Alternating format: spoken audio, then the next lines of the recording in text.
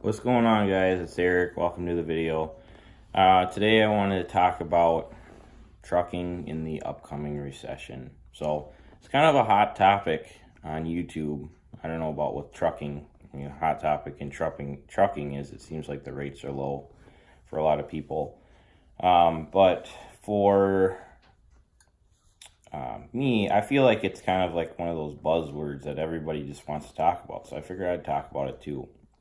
So I am 33 years old, and I was directly affected by the recession of 2007 or 8.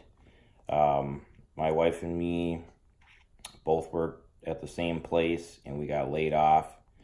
And because of that, that's kind of when we started becoming entrepreneurs together. So we started a lawn care business, or we partnered with my in-laws and started a lawn care company. And we did that during the recession, at the very end of the recession. So we got laid off, and then we started doing that.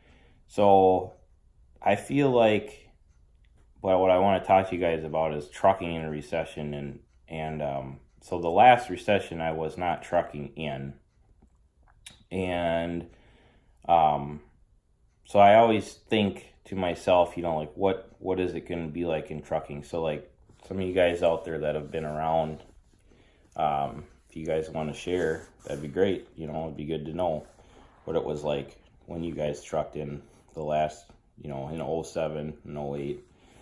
But when I got started in trucking was 2013, and a couple years earlier, they had started hauling frac sand out of Wisconsin to the oil fields in the Dakotas. And I don't know, I think they had just found oil there, and they had that this whole frac sand and the Great White Northern Sand was just kind of a new thing, I believe, or maybe it was just new to me. They just use that silica sand for other things, but not for fracking. So I feel like, back in 2013, that we weren't out of the woods yet. And in 2000, so I moved back home. Let's see here, I gotta think. My oldest kid he just turned 9. Callie and me decided to have him because our lawn care business, we were doing $10,000 a month. And we felt like that was enough money that we could start having kids. But that was in, so he is 9, pretty much 10, let's say. It's 2019. So back in like 2008 or 7, I don't know. I guess if his birthday is, let's see here, March 2nd, 2010. So we had him in 2010. He was born 2010. So 2009. So we were doing really well in 2009. And we had just basically started the lawn care business. So this is like kind of like a all over the place video. But I'm just kind of going into some of my background. But I experienced the recession. I feel like I'm one of the more younger, one of the kind of the youngest of the people that really got hurt by the recession that weren't in college, or maybe they were in high school at the time. So, because I was like 20, I was young. I was probably like 22 when I got laid off or fired or whatever you want to call. I don't know what you want to call it. Didn't feel very good getting let go like that. But I remember when I was working, I was actually working for, I guess most people that run businesses might, they're wealthy, but I was working for a multimillionaire, and I had gotten a job opportunity to go work for him, and it was work out of his house, and learn from him and be mentored by him in California.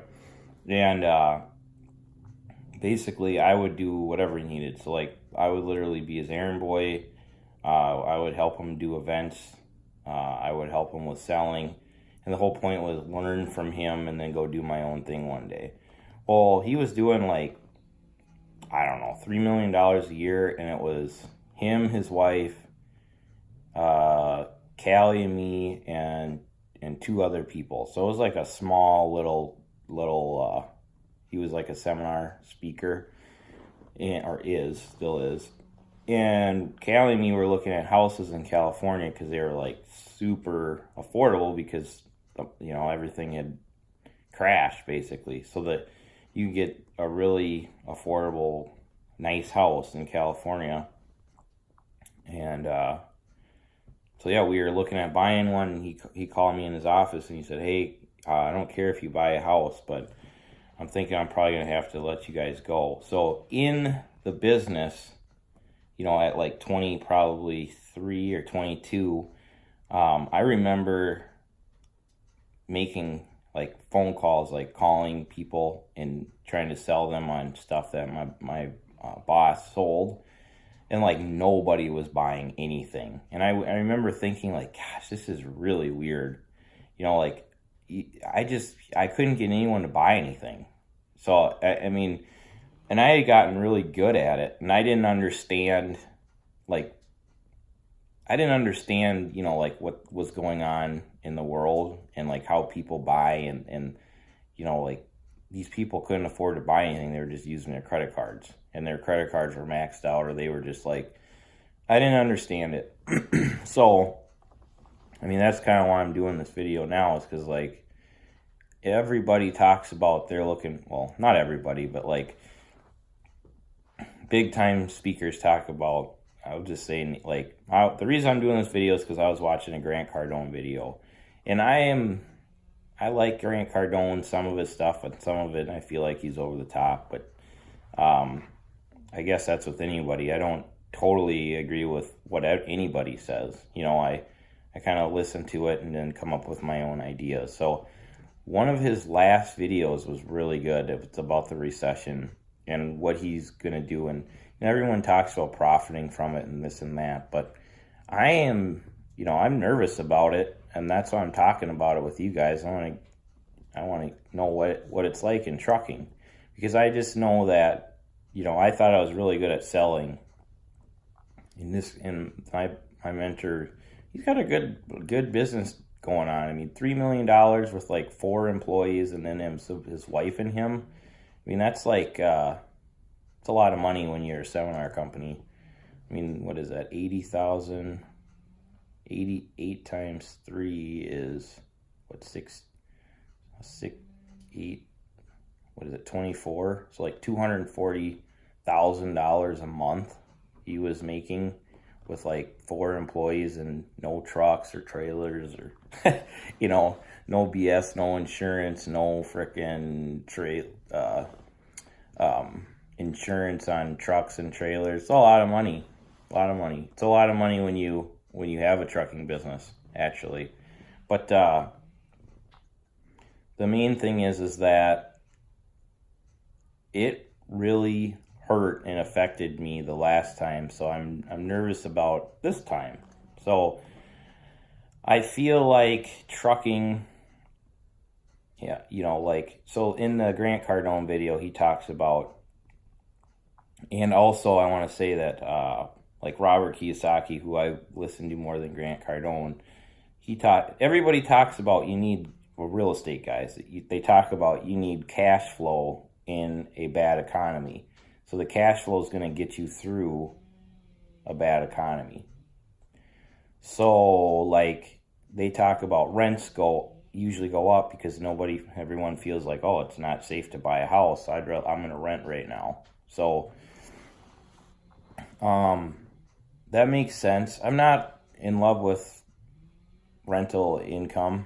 But I guess that would be like somebody that says they don't want to have any drivers because they don't want to deal with the crap that comes with it. And what I would say about that is get over it. So maybe I need to just get over the rental income thing. So probably right. But I'm just trying to come up with a game plan for my family and myself and surviving a recession and or profiting from it. Basically just continuing to be, if I can survive, and that would be good, but prospering, that would be great. And that's the plan, but I'm not exactly looking forward to it. So what I'm thinking is going to happen is the clients that I have, some of them are, because I do very little, the normal type of over-the-road trucking, right? So I got one client that I do local work for. It's not very great local work, but at one time we needed that work. I didn't know what we were getting into. And from that, it was kind of like something that they give like guys that have their own authority and they want to do, like owner operators, like they want to do something and they would give them the work. It's like you call them up, they'll give you that work, right? It's not that big of a deal. But then we did a really good job, and I feel like we did a good job. They realized, oh, this is a trucking company, not like an owner-operator guy, right? So I'm tooting my own horn right now, but we went from that to then they gave us the opportunity to start moving some over-the-road freight. And then the reason I called them in the first place is because I knew that they had end dump work. And then we ended up started end dumping for them. And all this stuff came from not me asking for it, but that's just how much people I feel like need our services, but they're not willing to they're not going to put an ad on Craigslist. They're going to just lean on the people that they know can get something done. And then they're not going to go out of their comfort zone and look for somebody. So it's crazy how one phone call can turn into $500,000 worth of work, or I don't even know what it is. Maybe it's less than that. It could be more, but it's just crazy how one phone call like that can turn your business around or whatever, so. But I feel like that. So I guess I went on that random tangent because that's the only dry van stuff I do. Everything else I do is more niche and local, and dependent on different things. I haul flatbed locally, precast concrete. I do end dumping for. We stock the plants of asphalt plants, so that the asphalt companies, probably 95% of their work is all government work. So I'm thinking, is the government going to be around? Are they still going to be making roads and highways? I'm banking on that they will. That's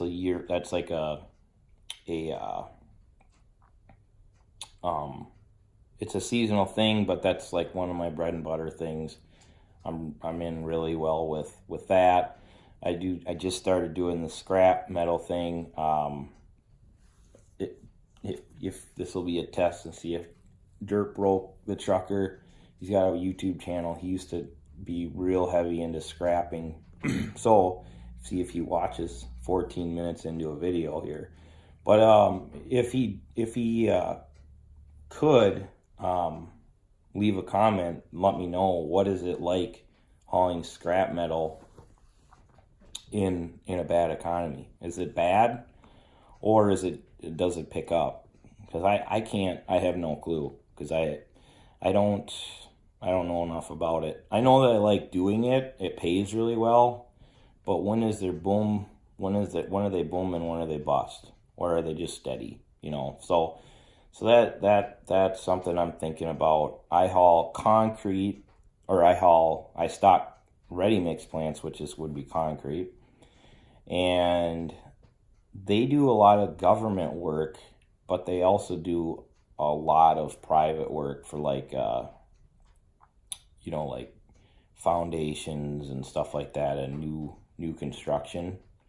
And I know that one of my boss, where I work at the Semstone place, he said back in because he was working there back when the economy crashed before, and he said that contractors were doing things that were so out of this world that it was crazy. Like, they didn't care how much things cost.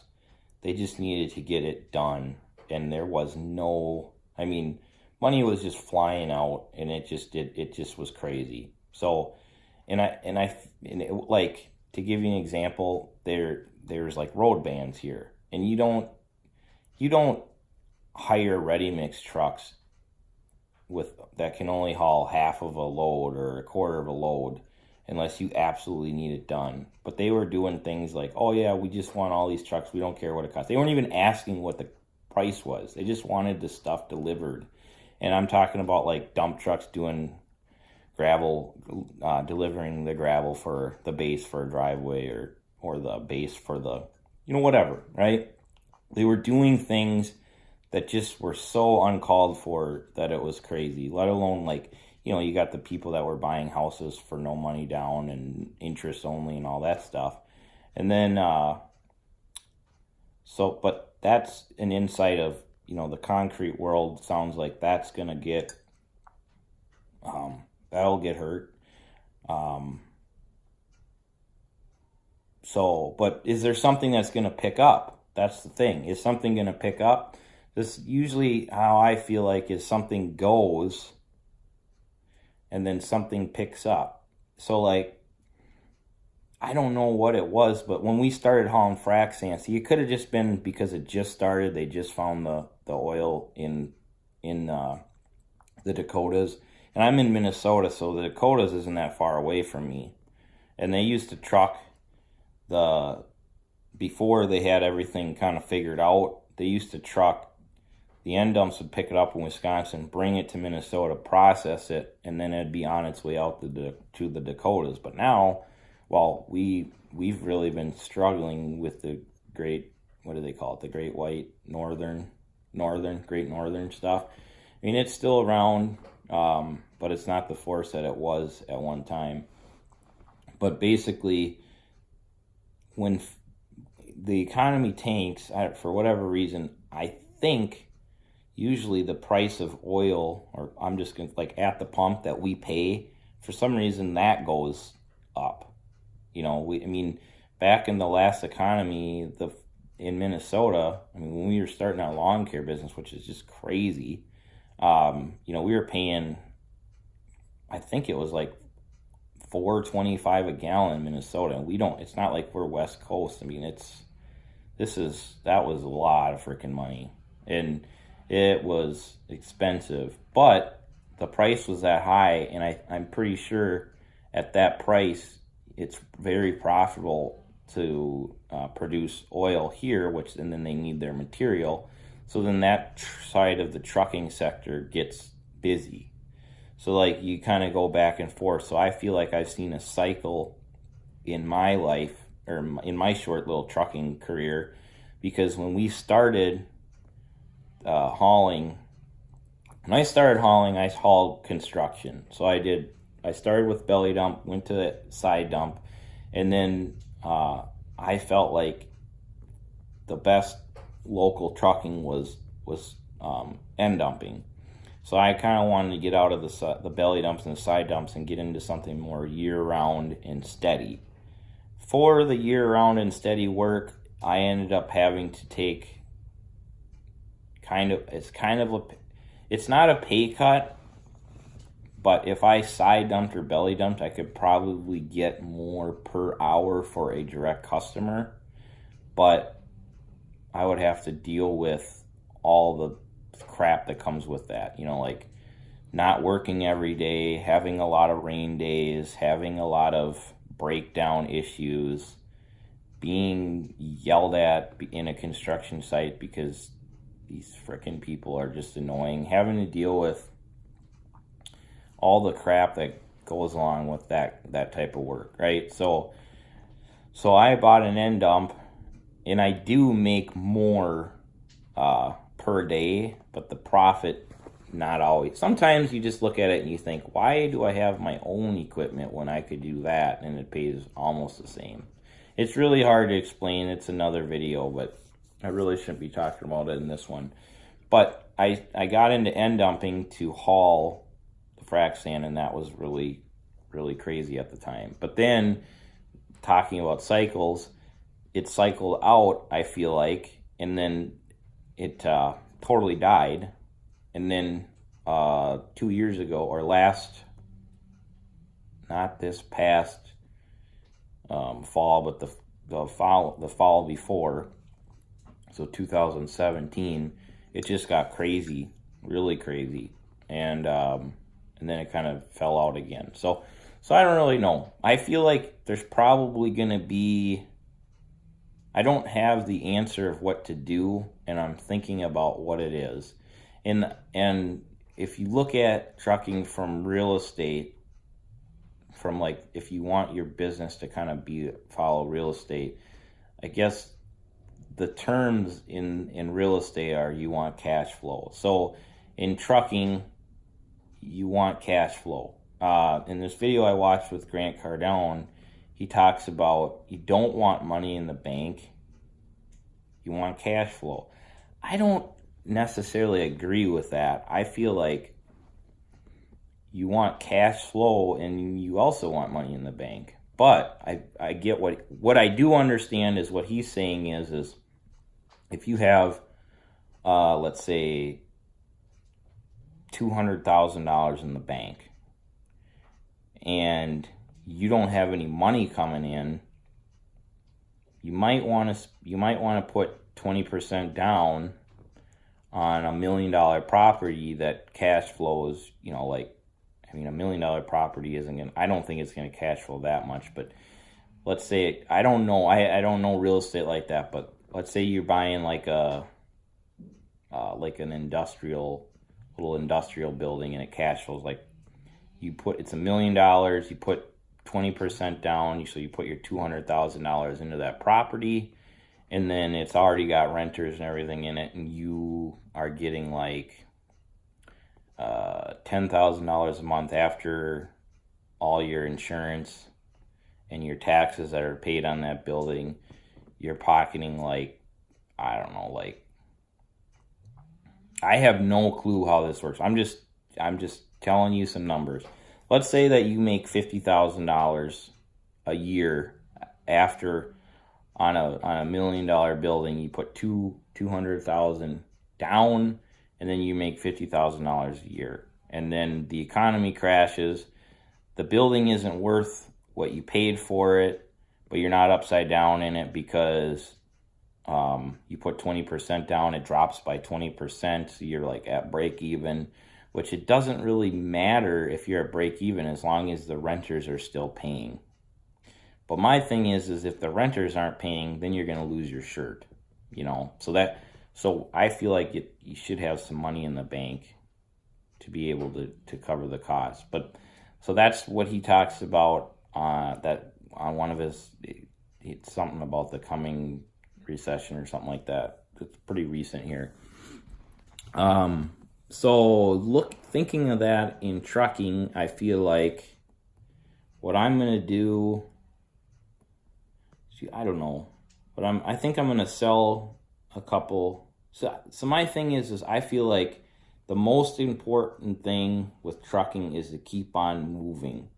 So like if the end dumps business wasn't where to be, I'm not worried about selling the end dumps. I'm worried about buying the equipment that I need to keep on producing. So I basically need to find the industry in trucking that is still moving, invest in that equipment, or invest in getting those contacts, whether it's running through a broker or doing it direct, and basically getting to work and stay moving, which is basically keeping cash flow coming in, right?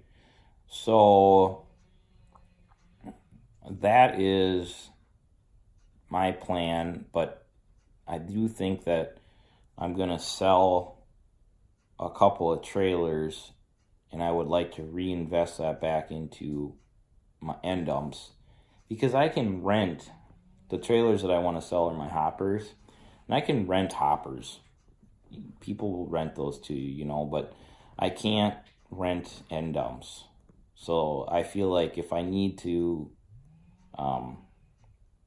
get into the hopper business, or if something comes up where I can get a client in the hopper business, I can do that by renting a trailer, or I can pick one up. I can go buy one again if I needed to.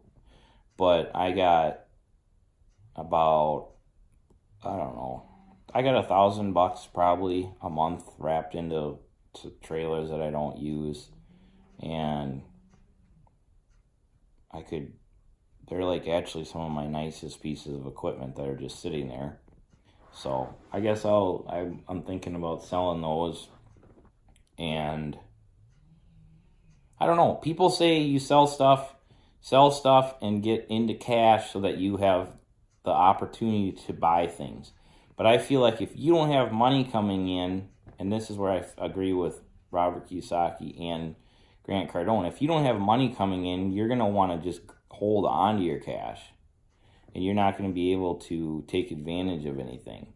And then also, if you don't have money coming in, or like if you have a rental property, and I know this for sure because this happened to my in-laws, so they have rentals. If you have a rental property, you can't, and the economy goes bad, and you don't have enough cash reserves in the bank, and then you go out and or not you go out, but something happens with your rental property, right? And what ends up happening is the people move out, and then you can't afford to not have anybody in that house for a week or two. You just throw somebody else in there without doing your due diligence. You are going to have problems, and then you start making decisions based off of short-term thinking, like, okay, this renter's got $2,000 that they're going to give me, that gets me back into where I need to be. Or like they got the down payment, but then you didn't like see what their rental history is, and that they do this all the time. They pay, they have all the money up front, and then they never pay again. And then you're having problems getting them out of your house, and they of course you don't realize what's going on, but this is just what they do. So some of this is rambling. Hopefully you guys can get some advice from this, and we'll leave it at that. Thanks.